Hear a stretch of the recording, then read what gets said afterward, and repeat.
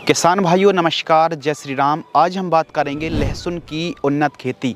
एक अच्छी पैदावार निकालने के लिए बेस्ट वैरायटी, सही समय पर यदि सही पोषक तत्वों की पूर्ति करेंगे, बढ़िया वाली खाद टॉनिक का स्प्रे करेंगे। खासकर हमारी लहसुन की फसल पर थ्रिप्स की समस्या आती है, जलेबी रोग है और कुछ रस चूसा कीट, ऊपर से पत्तियां सूखने लगती हैं, जड़ों में भी एकदम कालापन देखने के लिए मिलता है, जड़ों में गलन की समस्या क्रिएट हो जाती है।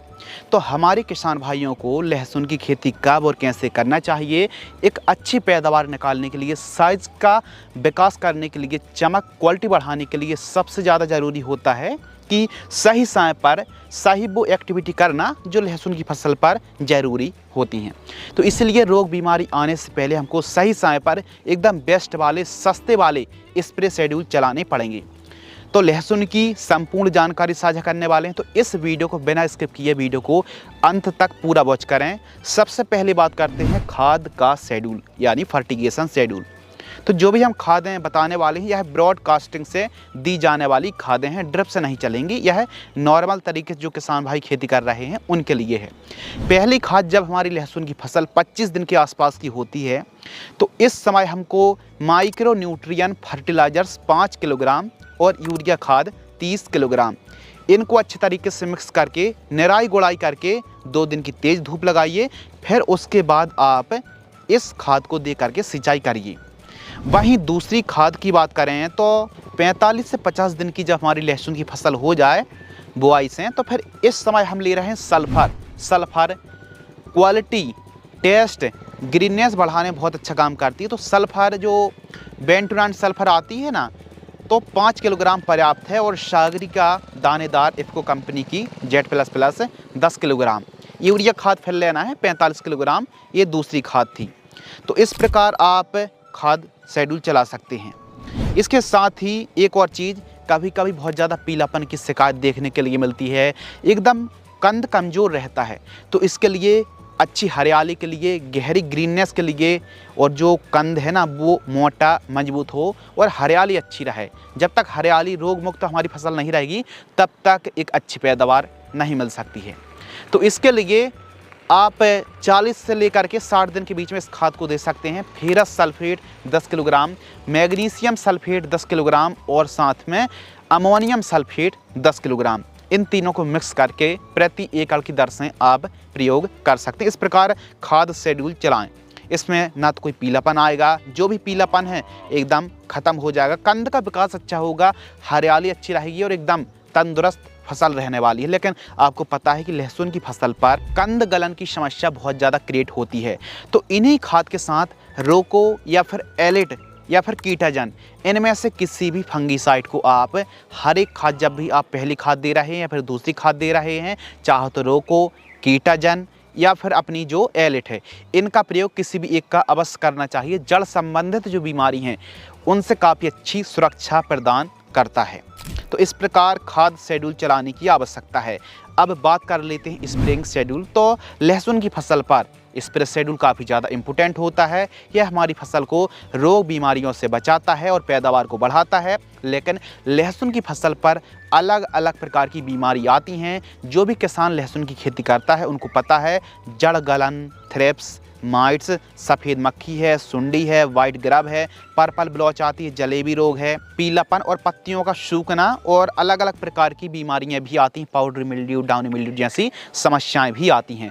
तो इनको कंट्रोल करने के लिए हमको बेस्ट वाली कीटनाशक, फंगीसाइड, टॉनिक भी सही समय पर स्प्रे करनी पड़ेगी। ऐसा नहीं स्प्रे तो आप करना है, लेकिन सही समय पर स्प्रे करेंगे तो उसके रिजल्ट भी आपको 100% एकदम पॉजिटिव देखने के लिए मिलेंगे। तो प्रथम स्प्रे पर हम, जब हमारी फसल लहसुन की 35 दिन के आसपास की हो रही है, तो इस समय डाइमेथॉयड रोगौर के नाम से जो आती है 250 ml लेना है, एमामेक्टिन वेंजॉइट 80 ग्राम और M45 जो फंगीसाइड है 300 ग्राम। इसके साथ एक NPK भी ले सकते हैं 19-19-19 500 ग्राम। ध्यान रखिए, यह जो 3-4 अलग अलग प्रोडक्ट हैं इनको अलग अलग बाल्टी में घोलिए और फिर मिक्स करिए। तो इस प्रकार आप मिक्स करेंगे तो जो घोल है वो फटने की समस्या नहीं आएगी और रिजल्ट काफ़ी अच्छे देखने के लिए मिलेंगे। तो ये फर्स्ट स्प्रे है। 35 दिन में स्प्रे ना करके आप 25-30 दिन में भी स्प्रे चला सकते हैं। सेकंड स्प्रे 45 से 50 दिन की जब हमारी फसल होती है तो इस समय थ्रिप्स का प्रकोप बढ़ जाता है। यह एक रस चूसक कीट है, तो इसके लिए BASF कंपनी की एक्सपोनस 17 ml, अदामा की कस्टोडियो फंगिसाइड लगभग 200 ml, इनको मिक्स करके स्प्रे करें। और जब भी आप स्प्रे कर रहे हैं, बरसात हो या फिर ना हो, सिलिकॉन चिप को मिला करके स्प्रे अवश्य करें। वहीं तीसरा जो स्प्रे है 65 से 70 दिन की जब हमारी फसल हो जाए तो Delegate 200 ml, Profex super 250 ml, Bayer company की नेटिवो 100 ग्राम, इनका स्प्रे करें। कब? जब आपकी फसल 65-70 दिन के आसपास की हो। अब देखिए, अब जब हम 65-70 दिन की बात कर रहे हैं, इस समय यदि थ्रिप्स का प्रकोप कम है और फसल एकदम स्वस्थ है तो फिर ऐसी कंडीशन पर डेलीगेट की जगह कोई हल्की फुल्की कीटनाशक का स्प्रे भी कर सकते हैं। यदि जैसे हमने BASF कंपनी की एक्सपोनस की बात करी, कब स्प्रे करें? जब हैवी से हैवी थ्रिप्स का प्रकोप हो, आसानी से कंट्रोल ना हो रही हो, तो उसके लिए है सभी कीटों को कंट्रोल करने के लिए एक्सपोनस। इस प्रकार डेलीगेट भी ये अच्छा काम करती है जब अधिक प्रकोप बढ़ जाता है। और साथ में आपको पता होगा कि कभी कभी हम खरपतवार नाशक को तेज या फिर थोड़ा सा बढ़ा करके, या फिर किसी ने बाजू वाले ने 2,4-D का स्प्रे कर दिया, तो ऐसी कंडीशन पर हमारी जो फसल है इसको झटका आ जाता है पत्तियों में। यदि गहरा ओवरडोज, यदि खरपतवार नाशक का ओवरडोज हो गया तो फसल को बचाने के लिए बूस्टर डोज का स्प्रे आप कर सकते हैं। बूस्टर डोज में NPK 19-19 1 किलोग्राम और ग्लूकोज आपको लेना है 250 ग्राम। सिएप्टोन 10L टॉनिक आती है 250 ml। ज़रूरत पड़ने पर 200 लीटर पानी घोल करके स्प्रे करें। जो भी स्प्रे शेड्यूल था 1 एकड़ की दर से था और 1 एकड़ में 150 से 200 लीटर पानी आपको लेना पड़ेगा। और साथ ही जो भी हमने बूस्टर डोज के बारे में बात करी, यह भी प्रति एकड़ की दर से जानकारी साझा करी। तो इस प्रकार आप स्प्रे शेड्यूल और खाद शेड्यूल चला सकते हैं। लहसुन की एक अच्छी पैदावार निकालने के लिए, कितनी अच्छी? कम से कम 1 एकड़ से 60 से 70 क्विंटल पैदावार निकालने के लिए सही समय पर आपको खेती करनी पड़ेगी। और लहसुन की खेती करने का जो सही समय है वो होता है दोस्तों अक्टूबर से नवंबर का महीना, यानी मध्य अक्टूबर से लहसुन की बुआई शुरू हो जाती है और आप नवंबर तक बुआई कर सकते हैं। लेकिन अक्टूबर का अंतिम सप्ताह लहसुन की खेती करने के लिए उपयुक्त रहता है। लहसुन एक ऐसी फसल है, एकदम ठंडक चाहिए मौसम में, 15 से 32 डिग्री सेल्सियस के बीच में टेम्परेचर चाहिए। और लगभग हमारे MP पर तो खूब ज़्यादा लहसुन की खेती सर्दियों के दिनों पर की जाती है, यानी रबी सीजन की यह प्रमुख फसलों में से एक है। अच्छी पैदावार मिलती है और रेट अच्छे रहते हैं तो फिर तो चांदी ही चांदी है। और पिछले साल, इस साल लहसुन के जो किसान हैं उनसे पूछिए कि कितना अच्छा फ़ायदा भी होता है और रेट कभी कभी डाउन होते हैं तो घाटा भी हो जाता है। घाटा यानी उतना अच्छा प्रॉफिट नहीं हो पाता है, लेकिन जिस हिसाब से रेट चल रहे हैं हमारे किसान भाई एक अच्छी कमाई लहसुन से कर सकते हैं। बेस्ट वैरायटियों की बात करें, उन्नत किस्मों की बात करें तो देखिए वैरायटी, हर एक वैरायटी राज्य के हिसाब से अलग अलग परफॉर्मेंस करती है। बाकी MP पर, राजस्थान पर और अलग अलग इलाकों पर यह किस्में, इन किस्मों से ज़्यादा पैदावार देखी गई है। जैसे G50 लहसुन की वैरायटी, G2 लहसुन की वैरायटी, ऊटी लहसुन तो हमारे MP पर तो खूब ज़्यादा लगाई जाती है, या फिर कहें कि सबसे ज़्यादा ऊटी लहसुन को ही पसंद किया जाता है। साथ में G282 लहसुन की वैरायटी को भी आप लगा सकते हैं। खासकर इन किस्मों को आप MP पर, UP पर, छत्तीसगढ़, राजस्थान पर ट्राई कर सकते हैं। और भी अपने एरिया की जो उन्नत किस्में हैं ना, इनकी जानकारी आप कमेंट्स में ज़रूर बताएं कि आपके एरिया के हिसाब से कौन सी बेस्ट वैरायटी है और उसका उत्पादन आपने कितना तक लिया। यदि कमेंट्स करेंगे तो अन्य किसानों की मदद होगी इससे, तो कमेंट्स करने में कंजूसी बिल्कुल ना करें। अब जब आप खेत की तैयारी कर रहे हैं तो खेत की तैयारी करते समय बेसल डोज यानी बुआई के समय प्राइमरी न्यूट्रिएंट का प्रयोग सही मात्रा पर करना और अच्छे से खेत की आप तैयारी करा लीजिए। उसके बाद आप बढ़िया इन खादों का प्रयोग कर सकते हैं। कौन सी खादें हैं बेसल में? तो बेसल प्रति एकड़ की दर से, देखो जड़ संबंधित बीमारी काफ़ी ज़्यादा आती हैं तो रोको फंगिसाइड हम बेसल में भी ले रहे हैं 500 ग्राम। SSP single super phosphate 50 kilogram दानेदार वाली। अब SSP में फास्फोरस भी है, सल्फर, कैल्शियम, जिंक, बोरॉन भी मिल जाते हैं। तो एसएसपी 50 किलोग्राम पर्याप्त है, सस्ते में अच्छा काम कर जाती है। डीएपी 18-46 50 किलोग्राम, एमओपी 25 किलोग्राम और जो सल्फर है बेंटोनाइट सल्फर भी हमको प्रयोग करना है कम से कम 5 किलोग्राम। इन सभी को मिक्स करके बुआई के समय आप प्रयोग करें।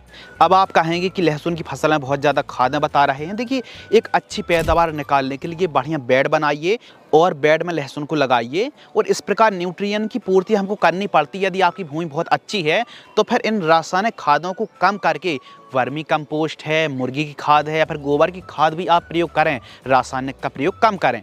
तो कुल मिलाकर के यदि आप जैसे जैविक खादें हैं, ऑर्गेनिक खादें हैं, गोबर की खादें हैं, तो इनकी पूर्ति यदि नहीं कर पा रहे हैं तो प्रॉपर रासायनिक के रूप में आपको पूर्ति करनी पड़ेगी। तो अच्छे से खेत की तैयारी करें और 1 एकड़ में 160 किलोग्राम से लेकर के 200 किलोग्राम लहसुन के सीड्स की रिक्वायरमेंट पड़ने वाली है। अच्छी कलियाँ हों, तंदुरुस्त हों, छिली ना हों और एकदम स्वस्थ हों, रोग मुक्त हों। और कलियों का जो साइज है ना, वो 7 से लेकर के 8 ग्राम प्रति कली का तो कम से कम होना ही चाहिए। लेकिन आगे चल के बहुत बड़ी जो समस्या आती है ना कि जड़ गलन, हम बार बार क्यों कह रहे हैं कि रूट रॉड, जड़ गलन एक ऐसी समस्या है कि फलता फूलता पौधा एकदम पूरी तरह जो लहसुन का पौधा तैयार हो जाता है तो जड़ में अलग अलग प्रकार की बीमारियां लगने लगती हैं। तो इनको कंट्रोल करने के लिए बीज उपचार तो आपको करना ही पड़ेगा। बीज उपचार के बिना यदि आप लहसुन की खेती कर भी लेंगे तो कम से कम 10 क्विंटल तक की पैदावार में कमी आने वाली है। तो इसके लिए सबसे लेटेस्ट तकनीक पर आधारित जो बीज उपचार नाशक हैं, जैसे सिजेंटा कंपनी की बाईब्रेंस इंट्रीगल या फिर यूपीएल कंपनी की इलेक्ट्रॉन 2 ml की दर से, यही वो 2 सबसे बेस्ट और सबसे अच्छे रिजल्ट देने वाले बीज उपचार नाशक हैं। इन्हीं से बीजों को उपचार आप करें। दवाई को बढ़िया पानी मिला करके हल्के छींटे मार करके बीजों को उपचार आप करें और फिर 40 मिनट तक छांव में सुखाएं। फिर आप चौपाई यानी प्लांटेशन बुआई कर दें। अब बात आती है दोस्तों कि कितनी दूरी पर हमको लहसुन को लगाना चाहिए ताकि आगे चल के कंद में प्रॉपर साइज बन सके और एक अच्छे से साइज बने। ऐसा नहीं कि पास में लगा दी तो बहुत ज़्यादा पैदावार मिल जाएगी, ऐसा बिल्कुल भी नहीं है। जो आपको डिस्टेंस रखना है, लाइन से लाइन की दूरी 4 से 5 इंच और पौधे से पौधे की दूरी 4 इंच रखनी चाहिए। एक बेड में आप 4 से 5 लाइनों में लहसुन को लगा सकते हैं। इस प्रकार भी आप ड्रिप में लगा सकते हैं, बेड में लगा सकते हैं और इस प्रकार भी आप साधारण तरीके से भी लहसुन को लगा सकते हैं, लेकिन बेड बना करके लगाएं। इससे कंद के साइज़ में काफ़ी अच्छी मतलब जो साइज डेवलपमेंट में काफ़ी हेल्प होती है, मदद होती है। तो इस प्रकार जैसे हम आलू की खेती करते हैं, प्याज की खेती करते हैं, बेड तैयार करते हैं ना, उसी तरीके से हमको लहसुन की भी चौपाई बेड विधि से करनी चाहिए। इरिगेशन की बात करें तो सूखे खेतों में भी आप बुआई जैसे कर रहे हैं तो बुआई करके तुरंत आप सिंचाई कर सकते हैं या फिर पलेवा करके भी लहसुन की चौपाई की जाती है। अब तो जो गार्लिक जो प्लांटर आते हैं ना, उनसे भी आप सीडल विधि से जो एडवांस तकनीक पर आधारित हैं, तो अलग अलग मशीनें आज के समय आ चुकी हैं। आपको जैसे में सुविधा हो, मजदूरों से या फिर प्लांटर से, तो आप अपने हिसाब से चीज़ों को समझ करके आप प्लांटेशन कर सकते हैं। बाकी डिस्टेंस प्रॉपर रखना है और फर्स्ट जो सिंचाई है 10 से 12 दिनों की अंतराल पर या फिर 10 से लेकर के 15-15 दिनों के अंतराल पर आपको सिंचाई करनी चाहिए। स्प्रिंकलर से भी सिंचाई की जा सकती है, लेकिन फ्लैट एरीगेशन से सिंचाई करने पर पैदावार बहुत शानदार मिलती है। तो फ्लैट एरीगेशन से खुला हुआ पानी दीजिए। लहसुन की फसल पर खरपतवार की रोकथाम यानी बीट कंट्रोल। तो लहसुन की फसल पर यदि सही समय पर खरपतवार को कंट्रोल ना किया जाए तो यह जो हमारी फसल की पैदावार को 50% तक घटा देते हैं।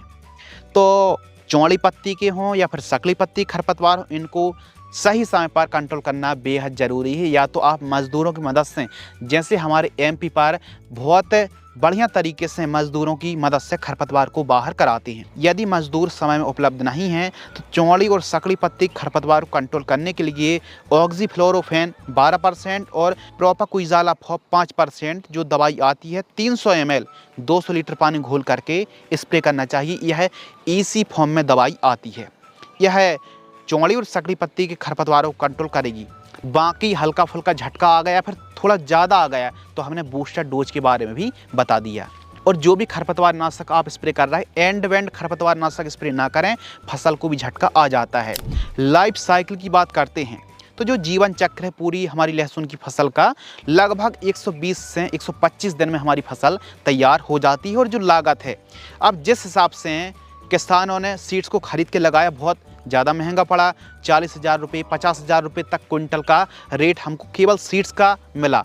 बाकी अपने एरिया के हिसाब से बेस्ट वैरायटी और सस्ते दामों में अच्छी क्वालिटी का सीड्स मिले, वहाँ से आप खरीद सकते हैं। और बाकी जो एवरेज लागत लगती है 60,000 रुपये से लेकर के 70,000 रुपये के बीच में लागत लगती है। अब हर साल इतना महंगा बीज नहीं रहेगा 40,000 रुपये क्विंटल, बाकी रेट कम जाते हैं और 40,000 रुपये क्विंटल का हमेशा रेट नहीं रहेगा। तो इस हिसाब से आप समझ सकते हैं कि फिर जो रेट है, जो एवरेज रेट चला आता है, एक अच्छी पैदावार आप निकालेंगे तो एक उम्दा किस्म की आमदनी भी आप लहसुन की फसल से कमाई कर सकते हैं। यदि आपको यह वीडियो पसंद आती है तो वीडियो को लाइक करें, चैनल को सब्सक्राइब करें। और हाँ, यदि थ्रिप्स का बहुत ज़्यादा हैवी प्रकोप है तो यह जो आप वीडियो देख रहे हैं ना, 5 दवाई जो अब तक की सबसे लेटेस्ट टेक्निक पर आधारित 5 बेस्ट दवाई थ्रिप्स को कंट्रोल करने के लिए, आप हमारी यह वीडियो को ज़रूर वॉच करें।